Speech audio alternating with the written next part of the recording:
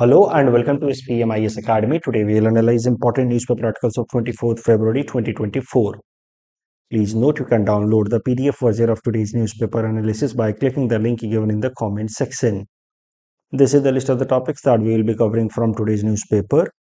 The first article is about donor gametes allowed in surrogacy. This topic is important from our syllabus GS paper to governance point of view. सबसे पहले surrogacy से related जो कानून है हमारे देश में उसको समझते हैं। तो सरोगेसी क्या होता है? देखिए, when prospective couple, a husband and a wife, they want to have a child, but the lady or the woman does not want to have the child in her own womb for factors, maybe medical factors, or maybe for physiological factor itself, psychological factor. She does not want to harbor the child in her own womb. So उस case में क्या कर सकते हैं ये prospective couple? They can connect to some other woman, और इनके जो so called बच्चे possible offsprings हैं resulting out of the fertilization of her egg with the sperm of the husband, वो जो गैमेट है that will turn out to be a child in future, that gamete can be put planted in the womb of the surrogate mother, the वो lady who is willing to lend her womb to the prospective couple. तो ये जो पूरा का पूरा activity है इसको कहा जाता है सरोगेसी. सरल भाषा में कहें तो practice where a woman undertakes to give birth to child of another couple. ये एक्ट होती है सरोगेसी की. तो सरोगेसी हमारे देश के अंदर काफ़ी आप कहिए अनरेगुलेटेड तरीके से चला जा रहा था. कोई कानून था नहीं उसको लेकर के, तो इसका काफ़ी सारा मिसयूज भी हो रहा था. कई सारे फॉरेनर्स हमारे देश में आते थे और हमारे देश के अंदर गरीबी का फ़ायदा उठा करके many women from poor background were lured into such activities.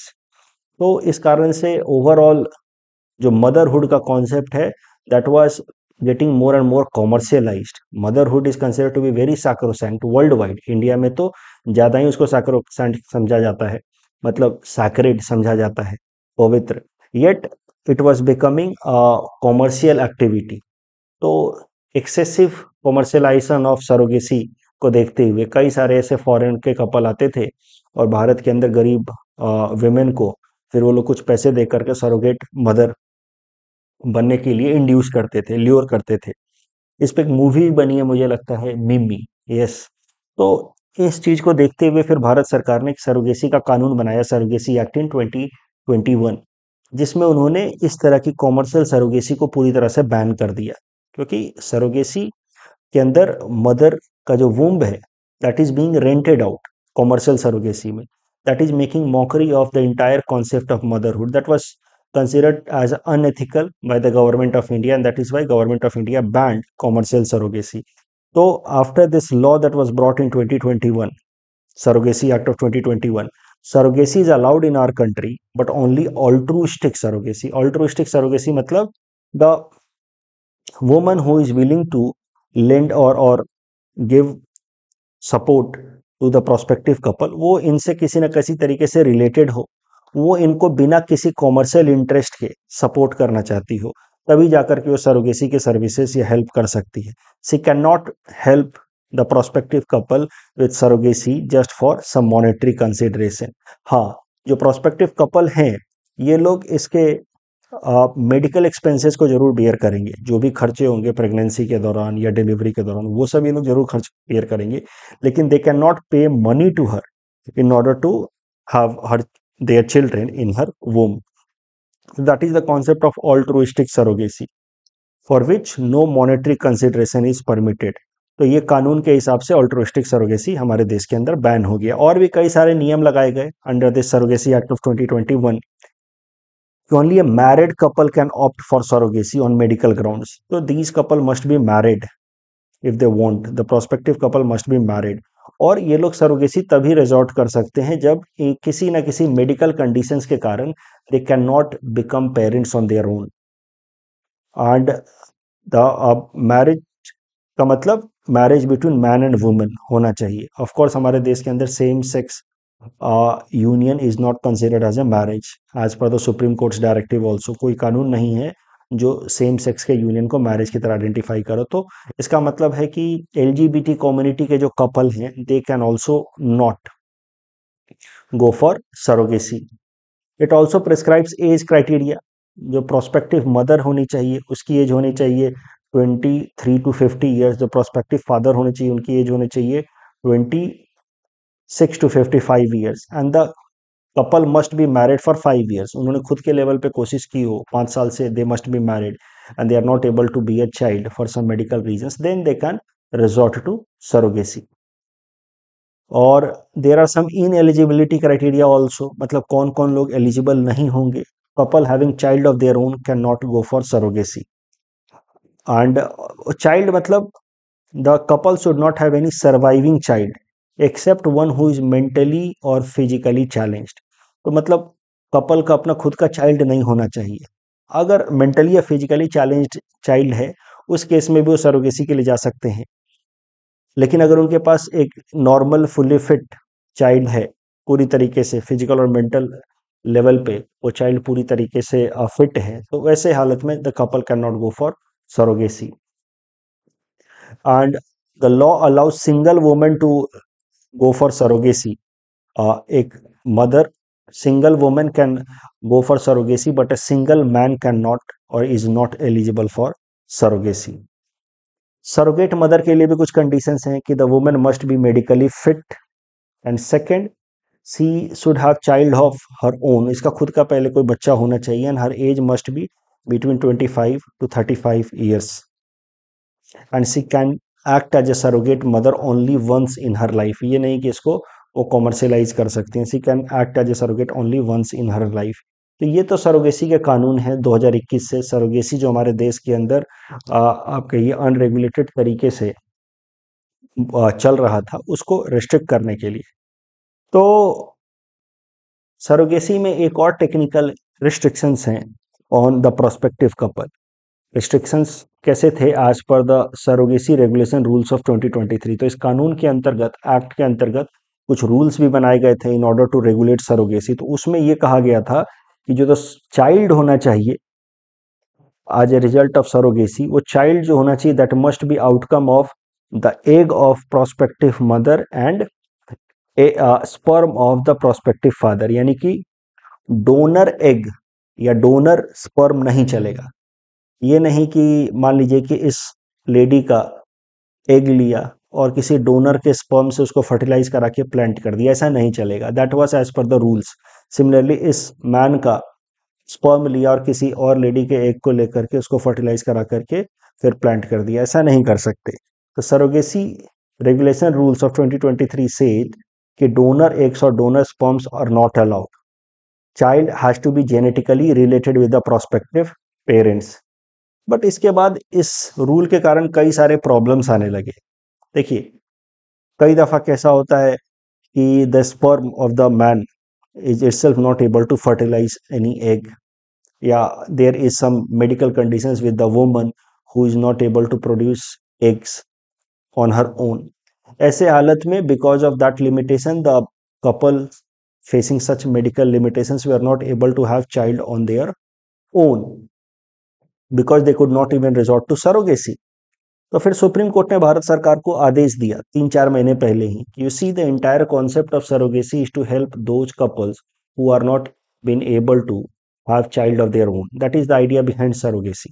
So what about those couples who are having some medical conditions that is not allowing them to have a fertilised egg on their own. उस case में उन couple के लिए तो बच्चे हो ही नहीं सकते इवन थ्रू सरोगेसी। सो फिर भारत सरकार ने एक नया रेगुलेशन लाया है, हाल फिलहाल में कानून बदला है कि now donor gametes are also allowed.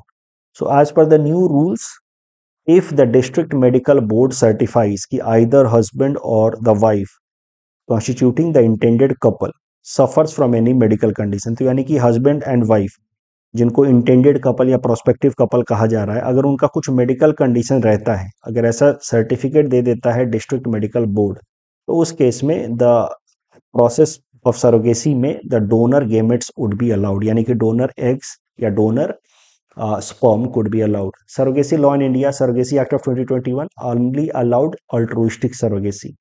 Married couple 5 years के लिए मैरिड होनी चाहिए, no child of their own, women की एज होनी चाहिए ऐसी, मैन की ऐसी एज होनी चाहिए, surrogate mother should have child of her own, surrogacy only once. 2023 का रूल में डोनर एग और donor sperms are not permitted, but recent amendment के हिसाब से donor gametes are allowed if district medical board certifies medical condition. Next topic is first commercial company to do soft landing on moon. This topic is important from our syllabus GS paper 3 science and technology point of view. देखिए ओडिसस नाम का spacecraft जिसको develop किया है intuitive machine नाम की एक private US based company ने, उस स्पेसक्राफ्ट ने मून के साउथ पोल पे सॉफ्ट लैंडिंग कर दी है। जिस तरीके का अकॉम्प्लिशमेंट चंद्रयान 3 का था उस तरीके का अकॉम्प्लिशमेंट कर दिया है ओडेसस स्पेसक्राफ्ट ने, developed by intuitive machine, has done soft landing on lunar surface, that too on the southern pole side which is more difficult side for landing. तो this landing of Odysseus has happened near Malapert A which is impact crater on moon south pole. तो एक crater गड्ढे जैसा है मालापर्ट ए, उसके पास ओडेसस spacecraft ने landing की है, जिसको डेवलप किया है प्राइवेट कंपनी इंट्यूटिव मशीन ने। ये जो ओडिसस स्पेसक्राफ्ट है ये जिस रॉकेट की मदद से पहुंचा है मून के ऑर्बिट में और वहां से लैंडिंग की है, वो रॉकेट का नाम था Falcon 9 which belong to SpaceX, Elon Musk company. तो स्पेसएक्स की रॉकेट फाल्कन 9 पे ओडिसस को माउंट करके मून के साउथ पोल पे सॉफ्ट लैंडिंग कराई गई है। ये जो ओडिसस का आप डिजाइन देखेंगे तो कुछ हेक्सागोनल सिलेंडर जैसा है, ठीक है। उसके 6 लैंडिंग लेग्स हैं, 14 फीट टॉल है, 5 फीट वाइड है। इसकी जो डिजाइन है उसको नाम दिया गया है Nova C, the spacecraft design has been named as Nova C. अब ओडिसस का क्या रिलेशन है नासा से वो भी जरा समझते हैं। देखिए नासा जो यूएस की स्पेस एजेंसी है उसका अपना एक प्रोग्राम है जिसका नाम है commercial lunar payload service programme, CLPS programme. उसके अंतर्गत वो प्राइवेट कंपनियों को एनकरेज कर रही है, मॉनेटरी तरीके से सपोर्ट भी कर रही है in order to have lunar यानी कि मून एक्सप्लोरेशन। उसके अंतर्गत Odysseus and Peregrine are being developed. These were the two spacecraft, Odysseus and Peregrine, are part of NASA's Commercial Lunar Payload Service Program, CLPS. तो NASA क्या कर रहा है? आपको एक बात तो पता है कि अपोलो मिशन नासा का था 1972 में, जिसकी मदद से मून सरफेस पे पहली बार एस्ट्रोनॉट्स को लैंड कराया गया, Neil Armstrong, Buzz Aldrin and all, right. उसके बाद से यूएस की स्पेस एजेंसीज का कोई इंटरेस्ट रहा नहीं था मून के ऊपर।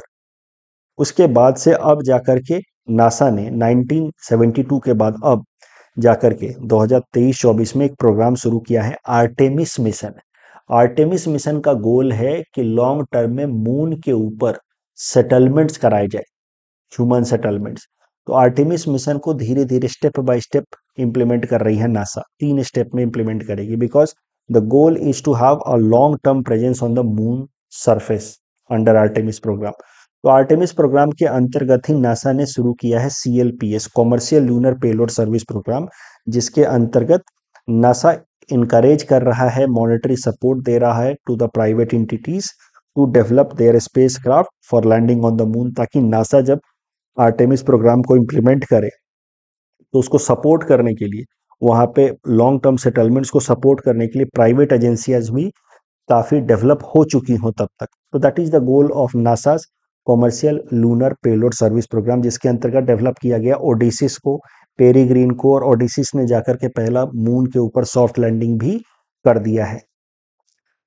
तो commercial company to make soft landing on moon नाम है Odysseus spacecraft by intuitive machine. On board Falcon 9 rocket of SpaceX. Design किसका है? डिजाइन का क्या नाम है? Nova C. Landed near Malapert A crater of south pole. Hexagonal design है। It is part of NASA commercial payload service programme for Artemis mission of NASA. इसके अंतर्गत ओडिसिस and पेरिग्रिन develop किए जा रहे हैं। इस टॉपिक के बेसिस पे ये प्रीलिम्स प्रैक्टिस क्वेश्चन हमने आपको दे रखा है। Please attempt this question and submit the answer in the comment section. The next topic is about rubber plantation in the northeast India. This topic is important from our syllabus GS paper 3 Indian economy point of view, GS paper 5 SR issues point of view. देखिए, भारत दुनिया का चौथा सबसे ज्यादा rubber producing country है। कुछ किसी जगह पे सिक्स्थ होता है, because the other two countries China and Malaysia are very close. तो India is fourth largest rubber producing country in the world. ये डिस्प्यूटेड फैक्ट हो सकता है, किसी जगह पे पांचवा किसी जगह पे छठा होता है, because numbers are very close. But इसमें कोई डाउट नहीं है कि Thailand is world's largest rubber producing country. तो Thailand is the first rubber producing country as far as amount of rubber production is concerned. Bharat के अंदर अगर बात की जाए तो केरला भारत का सबसे ज्यादा रबर प्रोड्यूस करने वाला स्टेट है, followed by Tamil Nadu, and that is why Kerala is also known as rubber capital of India. लेकिन रबर प्रोडक्शन के लिए जिस तरह के क्लाइमेटिक कंडीशंस की जरूरत होती है, वो क्लाइमेटिक कंडीशंस ऐसे साउथ इंडिया में मिल जाती हैं थोड़ी बहुत, और हिली एरियाज में जो उनका वेस्टर्न घाट्स वाला एरिया है वहां पे मिल जाता है। लेकिन साउथ इंडिया के अलावा रबर प्रोडक्शन के लिए जो कंडीशंस चाहिए, these conditions can be found in north east India also. तो यही कारण है कि भारत सरकार ने एक पॉलिसी लाई है, नेशनल रबर पॉलिसी 2019, जिसके अंतर्गत साउथ इंडिया में तो रबर प्रोडक्शन होता ही है, अब नॉर्थ ईस्ट इंडिया के अंदर भी रबर प्रोडक्शन को बूस्ट किया जाएगा, क्योंकि नॉर्थ ईस्ट के अंदर रबर प्रोडक्शन का पोटेंशियल तो है, लेकिन अभी उतना प्रोडक्शन होता नहीं। but climatic conditions are very but similar as far as rubber production is concerned. So there is a huge potential of rubber production in northeast India also, and that is why the government of India has brought this national rubber policy of 2019. Rubber production की अगर बात की जाए, north east के अंदर देश का overall 8% ही rubber produce होता है। About 8% of the total production of the country happens in north east. But उसमें भी Tripura is high, very high rubber producing state. Tripura he mainly north east के अंदर अभी के टाइम में अगर देखा जाए तो Tripura is the highest rubber producing state in the North East, and that is why Tripura is considered as the second rubber capital of India after Kerala as per Indian Rubber Board. तो अब नॉर्थ ईस्ट के अंदर rubber production को promote करने के लिए national rubber policy लाई गई 2019 में। एक प्रोग्राम भी लाया गया जिसका नाम है इनरोड प्रोजेक्ट। इनरोड प्रोजेक्ट के अंतर्गत टारगेट ये है कि 2 लाख हेक्टेयर लैंड के ऊपर रबर डेवलपमेंट किया जाएगा, रबर प्रोडक्शन किया जाएगा। इनरोड प्रोजेक्ट दुनिया का पहला ऐसा प्रोजेक्ट है जहां पे प्राइवेट कंपनियां सरकार की एजेंसीज के साथ मिल करके रबर प्रोडक्शन की तरफ कलेक्टिव एफर्ट्स डाल रही हैं। ये जो इनरोड प्रोजेक्ट है इसका पूरा नाम है Indian natural rubber operations for assisted development. इस इनरोड प्रोजेक्ट को इंप्लीमेंट करने वाली एजेंसीज हैं 2। ऑटोमेटिव टायर मैन्युफैक्चरिंग एसोसिएशन, जो टायर प्रोड्यूसिंग प्राइवेट कंपनियों का एक एसोसिएशन है या ग्रुप है, and this automotive tyre manufacturing association short में कहें तो आत्मा has collaborated with Rubber Board of India for this project. That makes this inroad project the first such project in the world where natural rubber consuming industry have come forward and have collaborated with government agency which is Rubber Board of India. और target क्या है? 2 lakh hectare पे rubber plant उगाए जाए north east के अंदर, जिससे लगभग 3 करोड़ जहां पे रबर प्लांट्स लगाए जाएंगे। 80,000 बेनिफिशियरीज को फायदा होगा लॉन्ग 93 डिस्ट्रिक्ट्स। इसी इनरोड प्रोजेक्ट से करंट न्यूज है कि इस टारगेट का लगभग 2 लाख हेक्टेयर लैंड पे हमें रबर प्रोडक्शन करना है। 70,000 हेक्टेयर लैंड पे ऑलरेडी रबर प्रोडक्शन होना शुरू हो गया इन लास्ट 3 ईयर्स। तो this has been the progress. 40% of the INROAD project target has been achieved. This is what we can conclude with help of this article. तो rubber plantation in north east. Thailand दुनिया का पहला सबसे बड़ा देश है rubber production में, भारत चौथा। भारत के अंतर्गत बात की जाए तो Kerala is the largest rubber producing state in India. That is what is known as rubber capital. Tripura की बात की जाए तो it is second rubber capital of the country. Rubber production के लिए जो इंपॉर्टेंट कंड्यूसिव क्लाइमेटिक कंडीशंस हैं वो साउथ इंडिया में मिलते हैं, केरला तमिलनाडु में, और कुछ नॉर्थ ईस्ट में मिलते हैं। तो इसीलिए नेशनल रबर पॉलिसी 2019 लाई गई है in order to promote rubber production in north East. और इसी के अंतर्गत एक प्रोजेक्ट है इनरोड प्रोजेक्ट, जहां पे rubber board of India in association with ATMA automotive tyre manufacturing association has targeted to produce rubber up to 2 lakh hectare land. It is first such collaboration by government agencies and private players across the world in order to produce rubber. इस topic के basis पे prelims practice question हमने आपको दे रखा है। Please attempt this question and submit the answer in the comment section. Next topic is about Muslim marriage law repealed in Assam. This topic is important from our syllabus GS paper 5 Assam issues point of view. देखिए current development देखते हैं। एक कानून हुआ करता था असम में Britishers के टाइम से, जिस कानून का नाम था असम मुस्लिम marriage and divorce registration act of 1935। इस कानून के अंतर्गत असम सरकार कुछ लोगों को फ्रॉम मुस्लिम कम्युनिटी ये अथॉरिटी दे सकती थी कि वो एक रजिस्ट्रार की तरह काम करें for registering marriage and divorces in Muslim community. तो कुछ एक लोगों को असम सरकार इस कानून के अंतर्गत रजिस्ट्रार का काम करने की का पावर या अथॉरिटी दे सकती थी with in the Muslim community itself. और इस कानून के अंतर्गत असम सरकार ने 94 मुस्लिम मैरिज रजिस्ट्रार्स को ये लाइसेंस दिया हुआ था कि वो मुस्लिम्स के अंदर मैरिजेस को रजिस्टर कर सकें, डिवोर्सेस को रजिस्टर कर सकें। अब असम सरकार ने इस कानून को रिपील कर दिया है। जो 94 मुस्लिम मैरिज रजिस्ट्रार्स थे उनको एक बार के लिए 2 लाख रुपीस का कंपनसेशन दिया जाएगा, बस। उसके बाद से अब इस तरीके से मुस्लिम मैरिजेज रजिस्टर नहीं हो सकते, डिवोर्स रजिस्टर नहीं हो सकते। So this can be considered as a step in the direction of uniform civil code. वैसे भी असम सरकार ने कहा है कि it is committed to bring uniform civil code in the state. You see, uniform civil code लाने के दो तरीके हैं। या तो एक मोटा मोटा बड़ा सा कानून ला दिया जाए सिविल मैटर से रिलेटेड, सिविल मैटर जैसे कि marriage, divorce, adoption, inheritance of property, इनसे रिलेटेड एक ब्रॉडर कानून ला दिया जाए और बोल दिया जाए कि सारे कम्युनिटी के ऊपर ये एप्लीकेबल होगा। एक तरीका तो ये है कि एक कॉम्प्रिहेंसिव लॉ ला दिया जाए। दूसरा तरीका है कि जो भी ऐसे कानून हैं with respect to marriage, divorce, inheritance, adoption, जो पर्सनल लॉ से रिलेटेड कानून हैं, जो अलग अलग धर्म के लिए अलग अलग हैं, उन अलग अलग कानूनों को धीरे धीरे रिपील किया जाए। और जो एक सेकुलर इस तरीके का, यानी कि रिलीजन से, किसी एक पर्टिकुलर रिलीजन से ना इंस्पायर्ड होकर के, बट एक जेनरिक सा कानून धीरे धीरे लाया जाए अलग अलग मैटर्स के लिए। तो अलग अलग धर्म से इंस्पायर्ड होकर के जो कानून है फॉर सिविल मैटर्स, उनको धीरे धीरे रिपील करना भी एक तरीका है यूनिफॉर्म सिविल कोड की तरफ पहुंचने का। और एक तरीका है कि आप ब्रॉडर लॉ ही ला दें एक बार में। तो असम सरकार ने जो कानून को रिपील किया है, Assam Muslim Marriage and Divorce Registration, it can also be seen as a step in the direction of bringing uniform civil code addressing the problem of polygamy and child marriages. उसके अलावा जो असम सरकार ने हाल फिलहाल में जो कैबिनेट मीटिंग की, जिसमें ये एक मेजर अनाउंसमेंट किया, उसके अलावा कुछ और अनाउंसमेंट्स किए, जैसे introduction of Mising Rabha, Deori, Tiwa, Karbi and Dimasas languages as medium of instruction in primary education. Manipuri will be introduced as associate official language in 4 districts of Assam: Hojai, Kachar, Hailakandi and Karimganj. Ahom, Koch Rajbongshi, Gorkha communities will be given protected class status in Balipara tribal belt. Assam marriage law. Assam Muslim Marriage and Divorce Registration Act of 1935 allows the government to permit some members of the Muslim community to act as registrar for marriage and divorce. Current news ये है कि it has been repealed by Assam government. It is in line with the vision of uniform civil code and it will also help in addressing child marriage and polygamy issues. UNSC से संबंधित ये दोनों statements correct हैं।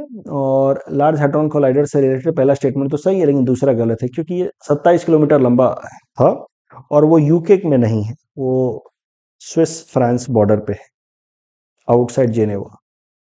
घड़ियाल से संबंधित again third all the 3 statements are correct. That's all from our side for today. Thanks for watching.